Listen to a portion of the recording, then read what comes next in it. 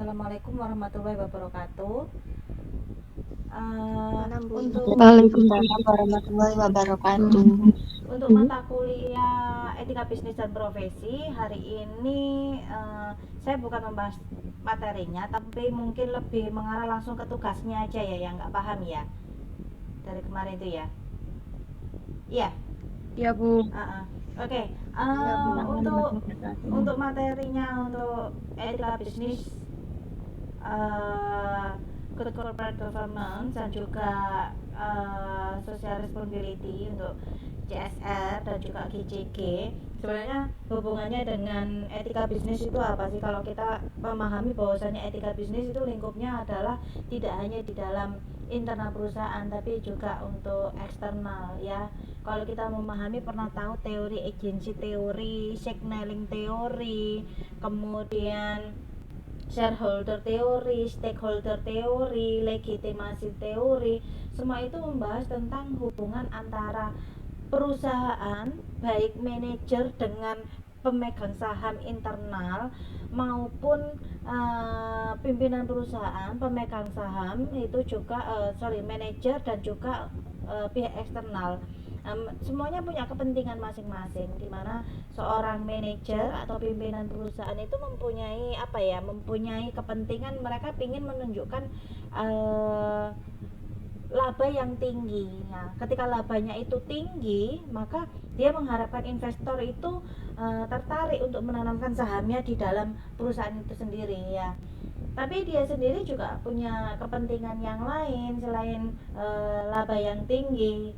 Nah, kepentingan yang lain, dia harus memberikan tanggung jawab kepada masyarakatnya. Nah, tanggung jawab masyarakat itu bisa ditunjukkan melalui pengungkapan dari CSR. Oke, ini saya bahas tentang yang bingung saya rasa mungkin dari perhitungan CSR ya. Bentar, saya kirim dulu materi. Saya share materinya dulu.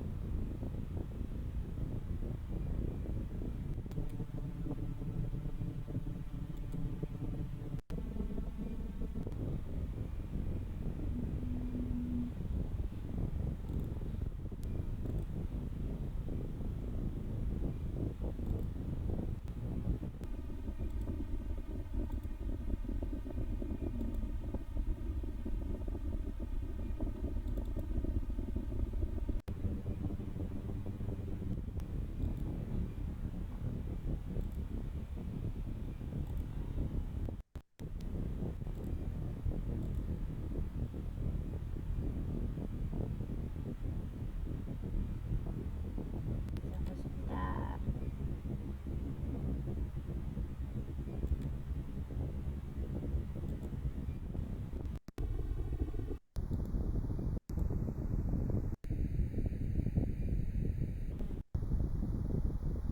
Oke, materi saya sudah terlihat? Sudah terlihat materi saya? Belum, Bu. Belum, Bu. Belum. Ini sudah Sudah, Bu. sudah ya? Terlihat ya? Bu. Oke, di sini ada beberapa perhitungan Oke. dari GCG ya. Kemarin kalau di PPT-nya saya bahas singkat sedikit tentang pengertian yang di dalamnya mengandung unsur dari rumus GCG. Ya, GCG itu diukur dengan 4 indikator. Ya. Nah, dari 4 indikator itu, yang pertama ada Dewan Komisaris, Board of Komisaris, kemudian Komisaris Independen, kepemilikan komisaris, dan juga yang pertama ada Dewan Komisaris, kemudian selanjutnya ada Komite Audit, yang ketiga ada manajemen, dan yang terakhir ada shareholder. Nah, untuk yang pertama dari Dewan Komisaris ada 4. Yang pertama adalah jumlah dari Dewan Komisaris. Pengukuran jumlah dari Dewan Komisaris dihitung dengan berapa sih jumlah komisaris yang ada di dalam perusahaan itu sendiri. Nah, kalau untuk mencari di dalam laporan keuangan, bisa kalian cari di CALK-nya. Jadi untuk tugas mata kuliah ini kalian bisa minta laporan keuangannya di lab pasar modal ya. Ini ada skornya, nanti kita coba hitung bareng-bareng. Yang selanjutnya, komisaris independen itu rumusnya ada anggota dewan komisaris di luar perusahaan dibagi dengan jumlah seluruh dewan komisaris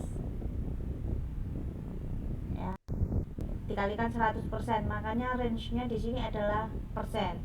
Kemudian kepemilikan komisaris, di sini ada kepemilikan saham dewan komisaris dibagi dengan jumlah saham yang beredar, sama dia juga dalam persentase. Kemudian yang keempat adalah audit, dia Big Four atau tidak. Nanti boleh, ini ada kriteria penskoran. Misalnya skor, kalau dia memang KAP-nya Big Four, kalian beri skor 1, atau mungkin kalian bisa kasih notes ya atau tidak. Jadi kalau dia Big Four, kalian kasih skornya atau penilaiannya ya, atau mungkin dikasih checklist gitu aja, nggak apa-apa, terserah. Tapi untuk skornya di sini tetap, kalau dia memang Big Four, kalian kasih skor 10, kalau tidak kasih skor 0. Nah, selanjutnya untuk ukuran atau jumlah komite audit, di sini ada jumlah seluruh anggota komite audit. Untuk komite audit independen, jumlah anggota komite audit independen dibagi dengan jumlah seluruh komite audit perusahaan. Nah, ini dan seperti ini nanti ada atau tidaknya seorang ahli yang bidang konsultasi laporan keuangan. Di sini semuanya itu bisa dilihat di CALK. Jumlah dewan direksi, kemudian kepemilikan manajerial, ada tidaknya hubungan kekeluargaan, sama pemegang saham. Untuk perhitungan GCG ini nanti saya keluarkan ketika di ETS.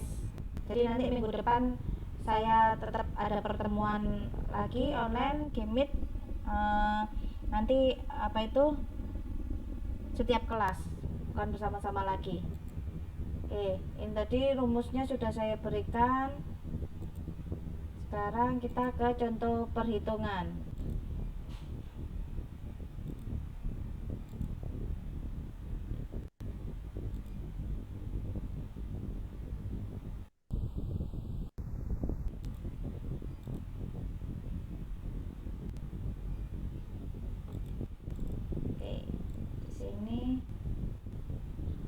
Dulu aja ya. Oke. Kalian lihat misalnya ini kode dari perusahaannya. Sudah pernah melihat kode perusahaan ya? Kayak Mayora itu MYOR gitu ya. Nah, ini kode perusahaan. Nah, misalnya kalian lihat Secretary of Commissioner. Nah, ukuran dewan komisaris itu di dalam perusahaan itu berapa? Misalnya ukuran dari dewan komisarisnya, jumlah dewan komisarisnya adalah 4. Berarti skornya berapa? Kalau 4. Skornya? Halo? Halo? Kalau komisarisnya 4, Bu. berarti di sini dikasih skor 4. Ya. Sekarang komisaris independen. Misalnya saya lihat komisaris yang ada di luar perusahaan itu ternyata hanya 3 orang. Jumlah seluruh anggota dewan komisarisnya tadi adalah 4. Oke.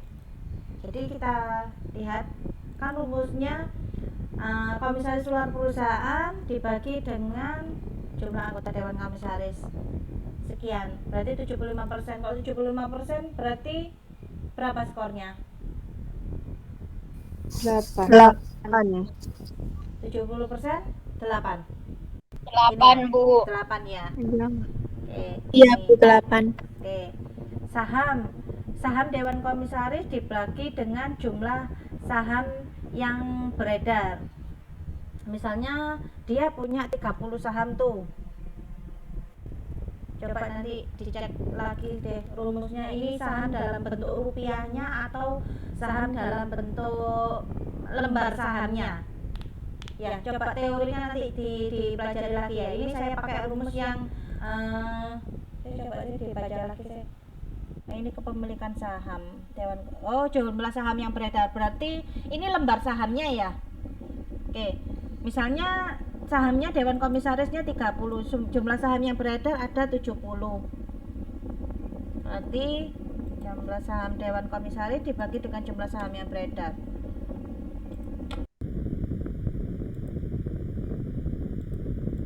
42%. Skornya berapa? Kalau 42%. 6 ya? 6. Oke. Audit Big Four. Ternyata dia auditnya adalah Big Four. Oke, di sini saya jawab ya gitu aja ya. Berarti skornya 10. 10 ya. Total skornya berarti skor ini ditambah dengan skor ini ditambah dengan skor ini tambah dengan skor ini.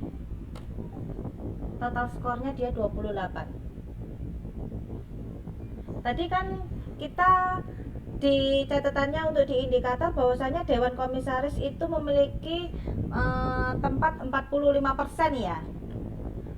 45% kan pengukuran Dewan Komisaris, maka berarti ini dikali dengan 45%. Minggu depan saya jelaskan lagi.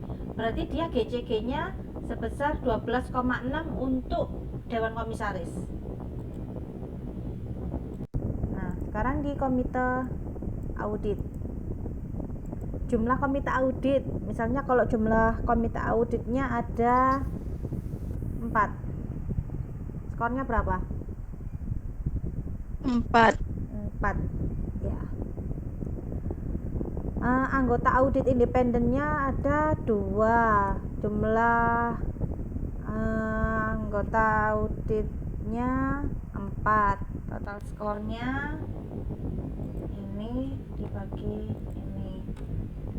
Skornya berapa? Kalau 50. 4 berarti 6 ya? 6. 6. Ya. Lagi Fanspartnya di sini, oh iya, ternyata dia punya, karena dia Big Four, dia punya jasa konsultan. Saya jawab di sini ya, berarti skornya 10. Nanti tambahkan kolom total ya. Sama dengan ini ditambah skor ini ditambah 10. Nanti total skornya 10. Kemudian untuk komite audit tadi komite audit 20%. Berarti ini dikali 20%. Totalnya untuk GCG-nya 4. Ya. Nanti saya berikan penjelasan lagi untuk perhitungan GCG akhir. Untuk yang di perhitungan GCG-nya analisa yang pertama ini bisa dipahami enggak? Kalau melihat rumus ini. Ada yang Bisa, masih, Bu. ada yang Bisa, masih Bu. ditanyakan? Mungkin mau ditanyakan. Nanti Saya ya. masih bingung Bu dari awal. Oke. Yang di mananya? Ya, Bu. Masih bingung. Yang Bagian awalnya Bu tadi dari awalnya Bu, soalnya saya ketinggalan Bu dari awal. Oh. Ini tadi saya menjelaskan tentang perhitungannya ya. Yang komisaris, Gimana yang Dewan Komisaris? perhitungan komisaris. Oke. Oke, saya mulai lagi dari awal ya. Ini saya atau mau ini saya stop sharing atau saya buka lagi untuk rumusnya atau gimana? Saya buka lagi ya. Buka rumus, Bu. Ya, saya bukakan rumusnya dulu ya.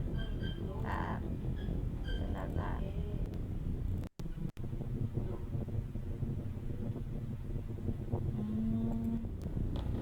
Oke, sebentar, saya bukakan rumusnya.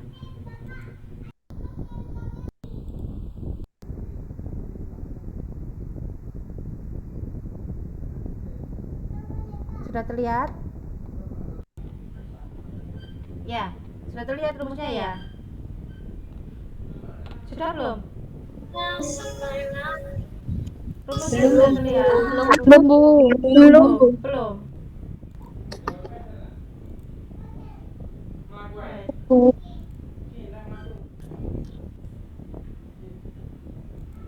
Nah, nah.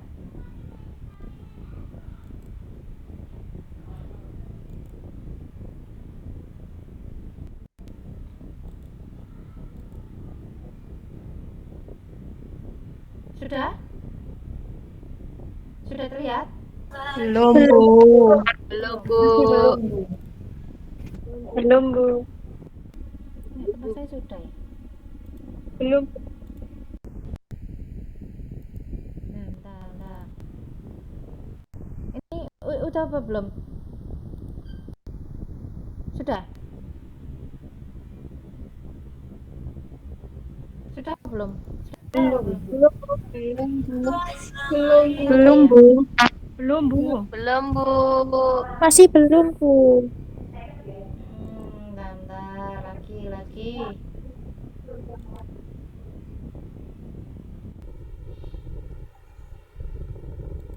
Laporan keuangannya sudah dapat semua? Belum, Bu. Belum minta di LPM ya?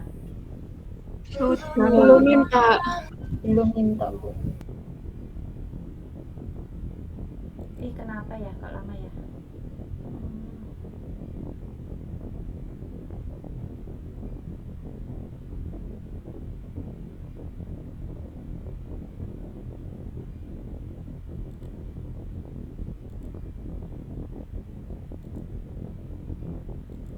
Kenapa punya saya ya?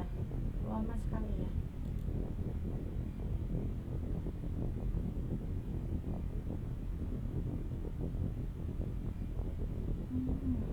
Nah.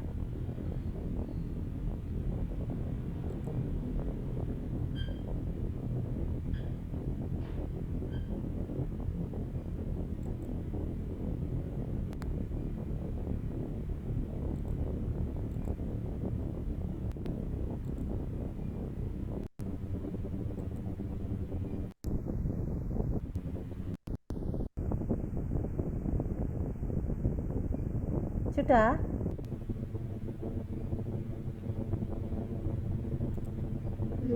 Masih belum, Bu. Masih belum, Bu. Iya, kenapa ya? Sudah, Bu. Sudah. Bu. Sudah. Sudah. Sudah, Bu. Oke, saya ulang Sudah, lagi Bu. ya. Sudah. Saya ulang lagi dari awal. Jadi memang untuk materi etika bisnis untuk pertemuan 5 dan 6 tentang GCG dan juga CSR itu memang bentuk dari tanggung jawab etika dari seorang perusahaan kepada masyarakat, tidak hanya di pemegang saham ya, tapi juga kepada masyarakat.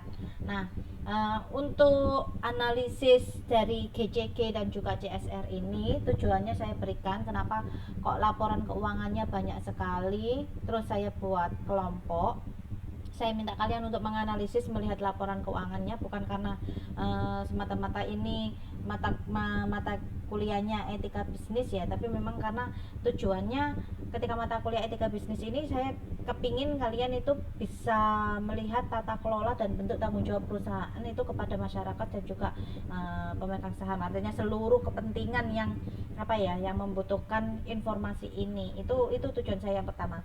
Tujuan yang saya yang kedua, nanti data ini akan saya berikan untuk dianalisis di ETS-nya, itu yang kedua. Dan yang terakhir, nanti ketika data ini sudah dianalisis akan saya bagikan lagi kepada kalian sebagai bahan untuk barangkali kalian butuh untuk perhitungan di skripsinya nanti. Makanya mulai dari sekarang saya tunjukkan saya kasih tugas kalian untuk menghitung biar tahu kalau skripsi ngitung itu misalnya dengan 50 data, 100 data itu ya beginilah beratnya. Ya, jadi kalau memang membutuhkan variabel yang berhubungan dengan GCG dan juga CSR, data ini sudah saya siapkan, kita hitungnya bareng-bareng. Ya, apalagi kemarin saya tahu kalian ada tugas GCG untuk bikin artikel ya, makanya ini bahan ini bisalah kalian manfaatkan untuk membuat sebuah artikel tentang analisa GCG. Ini nanti bisa secara kualitatif sih. Oke, indikator GCG. GCG itu indikatornya bisa dengan dua tipe. Kalau kalian bisa melihat menganalisis GCG itu bisa melalui beberapa prinsip dari GCG. Prinsip transparansi itu ya kemarin itu salah satunya, pokoknya adalah kalau nggak salah 4 atau 5 prinsip ya, salah satunya transparansi itu. Nah, yang saya inginkan di sini adalah kalian melihat tata kelola perusahaan dari segi laporan keuangannya, di keuangannya. Nah, pengukuran GCG kalau berdasarkan dari laporan keuangan, kalian bisa melihat di sini ada Dewan Komisaris, kemudian ada Komite Audit, ada manajemen, sama di sini ada shareholder ya. Untuk rumusnya bisa dilihat di lampiran ini. Kemarin kalau di PPT itu yang saya berikan itu pengertiannya, jadi rumusnya dalam bentuk pengertiannya, makanya saya yakin kalian tidak paham. Akhirnya oke lah, ini saya berikan rumusnya. Rumus ini adalah skornya. Mungkin bisa langsung saya praktekkan ya, saya praktekkan lagi dari awal ya. Oke, ini saya share lagi untuk yang perhitungannya.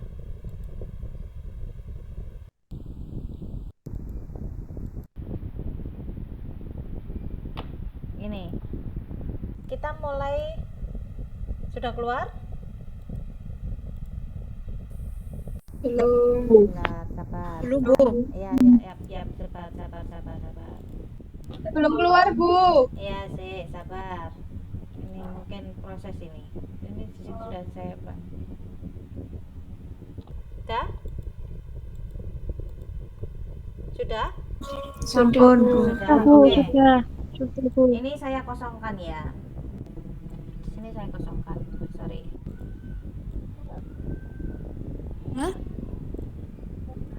Oke, di sini ya. Kalau kalian melihat di perusahaannya, nanti kalian akan menemukan kode perusahaan. Misalnya perusahaan Mayora itu kan saya hafalnya Mayora. Dia kan kodenya gini kalau nggak salah, MYOR gitu ya. Ini Mayora itu ya. Kita analisis Mayora. Nah, yang pertama sambil buka itu ya di indikatornya ya, saya juga sambil buka materinya. Jadi di indikator yang tadi di lampiran yang pertama, perhitungan yang pertama, kita lihat Dewan Komisaris. Dewan Komisaris itu ada jumlah Dewan Komisaris, komisaris independen, kepemilikan komisaris, dan juga auditnya Big Four atau tidak. Nah, kita analisis yang pertama dulu dari jumlah Dewan Komisaris. Di Mayora itu ada berapa sih jumlah anggota komisarisnya? Misalnya dia jumlah anggota komisarisnya adalah 10. Berarti kalau jumlah anggota komisarisnya 10, berapa skornya? 8. Ya.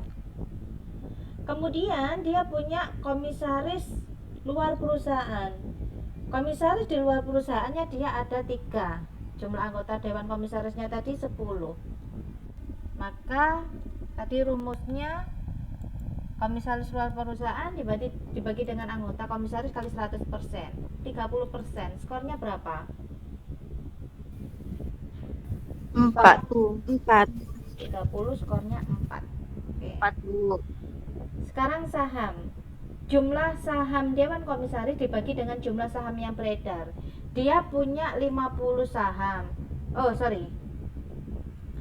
Dewan Komisarisnya punya 30 lembar saham. Jumlah saham yang beredar ada 50. Berarti kita bagi saham Dewan Komisaris dibagi dengan jumlah saham yang beredar kali 100%. 60%. Skornya berapa? 6. Oke. Auditnya ternyata dia termasuk jenis audit Big Four. Audit Big Four itu apa saja kalian cari sendiri ya. Nanti di situ kalian lihat di halaman yang pertama, ya bukan pertama sekali, maksudnya bagian atas-atas lah, hampir mendekati cover dari laporan keuangan itu. Nanti dia akan ada lembarannya auditnya itu. Nanti nama auditnya KAP-nya siapa. Nah, nanti kalian harus punya list audit Big Four itu apa saja. Nah, misalnya ini dia adalah auditnya ternyata Big Four, berarti saya jawab iya. Atau mungkin oh iya dia ternyata Big Four, berarti saya kasih angka 1 deh. ya, atau satu, atau mungkin kalian mau kasih list ya, apa itu, checklist gitu ya. Sorry, berputar ya. Oke, kalau Ija skornya 10. 10 ya. Ini masih berputar ini. Oke, saya kasih Ija. Ya, berarti skornya 10. Total skor dari Dewan Komisaris Mayora adalah 8 ditambah dengan 4 ditambah dengan berapa? 6 ditambah 10. Jadi totalnya 28. Dah, ini tugasnya sampai sini saja. Nanti perhitungan GCG-nya itu nanti pas ETS-nya. Nanti saya jelaskan lagi. Hasilnya nanti saya share. Ya. Sekarang ke audit komite. Ya. Nomor 1 kode perusahaannya tadi Mayora, jumlah komite auditnya ternyata dia punya jumlah komite auditnya 5, berarti skornya 4. Kemudian jumlah audit independennya ternyata 2, jumlah komite auditnya 5, 2 dibagi 5 40%, skornya 4.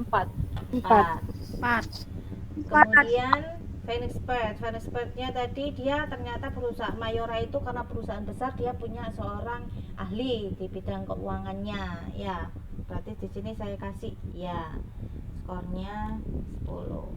Berarti totalnya nanti kalian kalau apa itu yang tadi belum ada nanti tambahkan sendiri ya. 4 tambah 10. Dah, total akhir ini yang harus kalian berikan. Oke, sudah. Kemudian untuk manajemen dan shareholder saya rasa sama cara perhitungannya seperti itu nanti. Oke, sampai di sini bisa dipahami? Bisa. Ada yang masih bingung? Bisa. Ada yang masih bingung? Sudah cukup?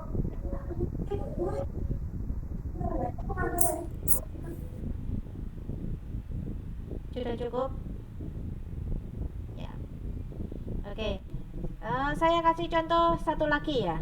Ini kebetulan kemarin saya nguji skripsi. Dia variabelnya kebetulan GCG dan juga CSR. Ya. Ini saya share untuk yang GCG-nya. Dia dalam bentuk Word ya. Oke. Bentar. Kelihatan apa belum? Kelihatan enggak? Tereng, Bu. Belum, Bu. Oke, saya sudah? Sudah? Belum, Bu. Belum, Bu. Kenapa ya? Bentar.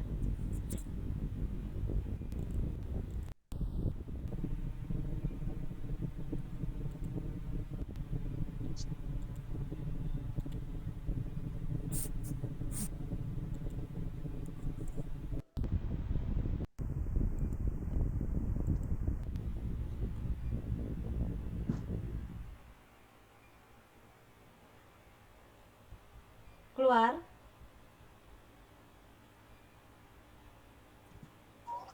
Belum, Bu. Sudah, Bu. Masih Belum. sudah. Sudah ya? Sudah ya. Oke. Sudah, Bu. Kita sama ini kebetulan dia sudah punya hasil ya. Ini saya sudah punya salah satu contohnya, dia sudah punya hasil. Kita koreksi sama-sama ya hasil ini. Dia perusahaan sektor makanan minuman. Nggak tahu kelompoknya siapa ini. Dia tahun berapa ya ini? Dia tahun 2016 sampai dengan tahun 2020. Ini dikerjakan dengan satu orang ya. Makanya kadang saya nggak yakin gitu. Bukan saya apa ya? Ngenyek lah istilahnya. Kalau kalian akan menghitung segini banyaknya gitu data ini, kita cek aja di sini. Saya cuma kepingin kalian ngecek jumlah dewan direksi DLTA. Jumlah dewan direksinya 4, skornya berapa? 4, berarti dia salah ya. Dia skornya 2, berarti salah ya di sini ya. Ya. Salah, Bu. Ya, Iya, sini Bu. 4. Bu salah. Bu salah. Kemudian komisaris independen, jumlah anggota dewan komisaris luar perusahaan dibagi dengan jumlah anggota dewan komisaris di dalam perusahaan. Dia 0,33, berarti salah karena di dalam perhitungannya harusnya dia dalam bentuk persen. Otomatis variabel ini di perhitungannya dia komisaris independen ini salah. Oke, karena dia 6 ya, saya pakai kurang lebih 40%-an lah. Pakai 40% lah. Ya, skornya 6 ya kalau 40% ya. 45 lah. 45%. Berarti skornya 6. 4. Ya. 45% skornya 6 ya.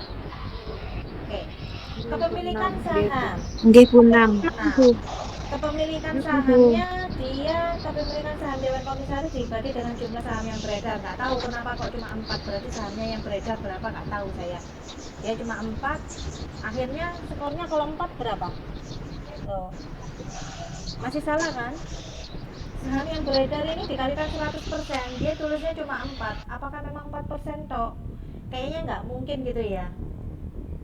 4% gitu ya. Saya pakai 43% lah misalnya. Ini kan masih salah. Kalau 43% berarti skornya berapa? 6.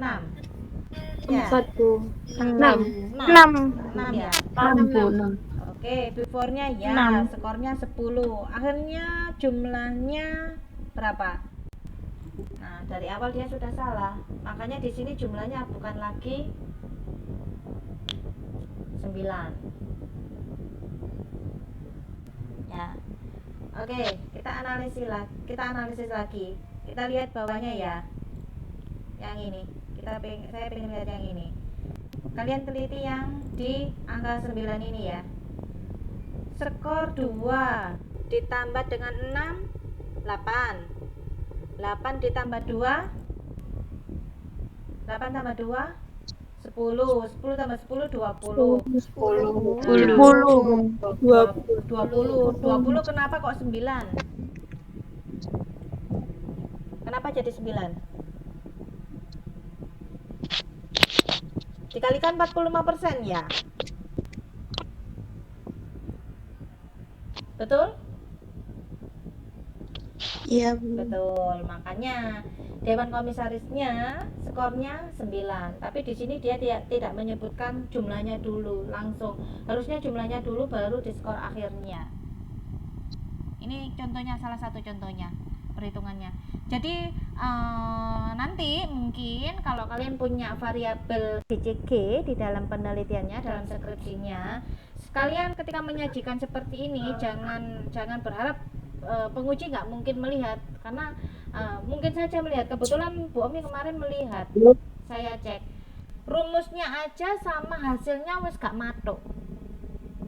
Ketika kalian menyajikan seperti ini, maka kemungkinan besar kalian akan diminta untuk menganalisis datanya ulang, melakukan olah data ulang. Berarti kalian bisa saja ujian ulang. Teliti di sini ya, kalau memang kebetulan pakai GCG, atau mungkin setelah dapat mata kuliah ini malah nggak berani ambil GCG. Oke, bisa saya lanjutkan ke CSR? GCG bisa dipahami? Bisa, Bu. Nggih, Bu, bisa. Bisa, Bu. Oke, kita lanjutkan ke CSR ya. CSR, oke. CSR lebih mudah kalau CSR itu. CS. Oh, sebentar. Bentar, belum kebuka CSR-nya. Oh, indikatornya CSR yang dalam bentuk PDF dibuka enggak ya? Dibuka enggak? Bisa buka ya? Biar saya nggak buka share screen untuk yang indikator ya. Bentar, saya bukakan yang CSR yang kertas kerjanya aja ya. Ya ini kalau kerja dari rumah ya.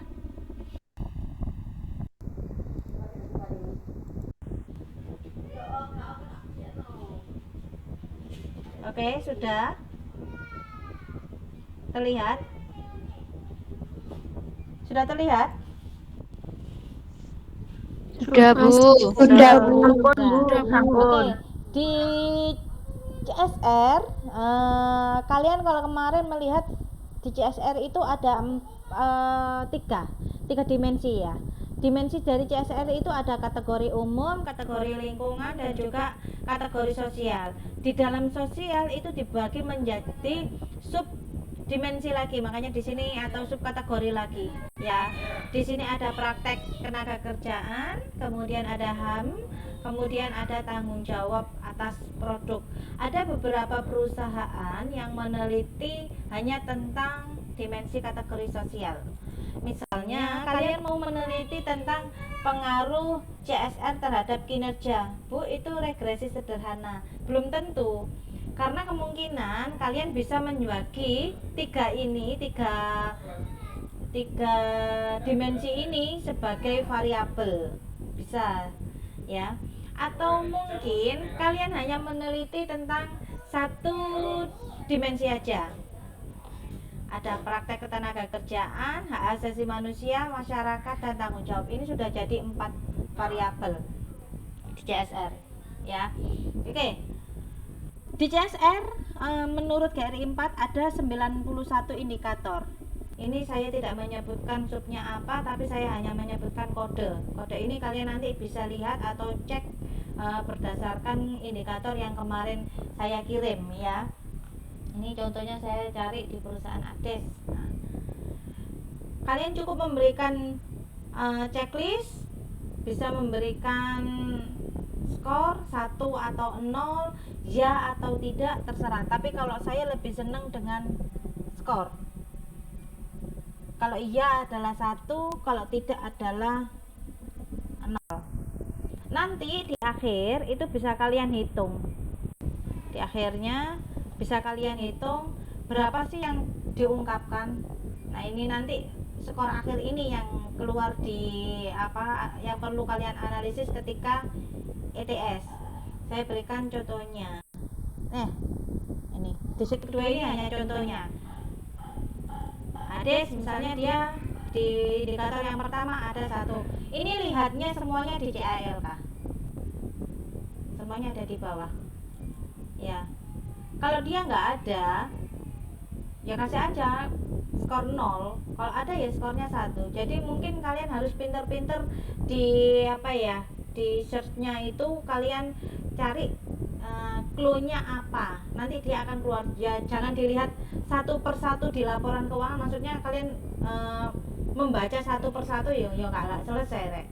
Harusnya kalian bisa nanti di search, kemudian clue-nya apa sih di kode ini, di indikator ini itu clue-nya apa, nanti kalian bisa search di situ ya, nanti pasti akan keluar kok.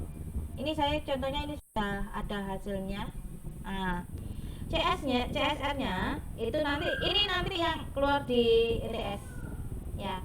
Dari skor yang ada ini kalian jumlahkan, ternyata di perusahaan Ades dia mengungkapkan 57 indikator CSR. Dari 91 dia mengungkapkan 57. Nah, untuk CSR disclosure-nya ya, dari total CSR yang diungkapkan dibagi dengan jumlah seluruh indikatornya 91, maka dia CSR disclosure-nya adalah 0,63. Bukan biasanya, tapi memang kalau ketika kalian mau menjadikan CSR sebagai variabel, maka inilah yang nanti yang akan kalian analisis di SPSS-nya. Ya. Ini nanti analisa ini ketika ITS. Nanti di tugas yang pertama hanya memberikan poin 1 dan 0 ini aja contohnya. Oke, saya kasih contoh yang lain. Saya berikan contoh yang lain. Ini mana? Oh ya, kembali lagi di tadi ya. Saya share lagi. Saya back lagi yang tadi punyanya mahasiswa, skripsinya Mas.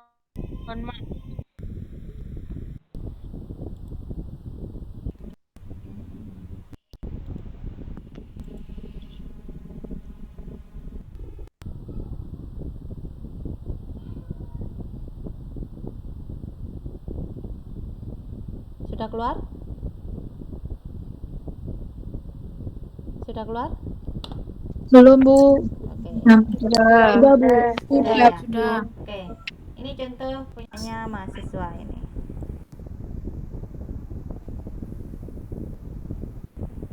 Oke. Dia mengungkapkan CSR di tahun 2016 di LTA. Di EC1-nya di 1 itu ekonomi ya. Dia ada. Yang kedua dia juga ada, yang ini di sini ada. Jadi cuma memberikan poin 1 sampai dan 0 aja. Nah, terakhir totalnya dia 48 yang dikeluarkan. Ini bukan rata-rata, tapi CSR disclosure-nya. Jadi 48 dibagi dengan 91. Itu rumusnya CSR disclosure. 48 dibagi dengan 91, 0,52. Ini sama si 0,53. Oke, betul. Tapi di sini bukan rata-rata, tapi CSR disclosure-nya. CSR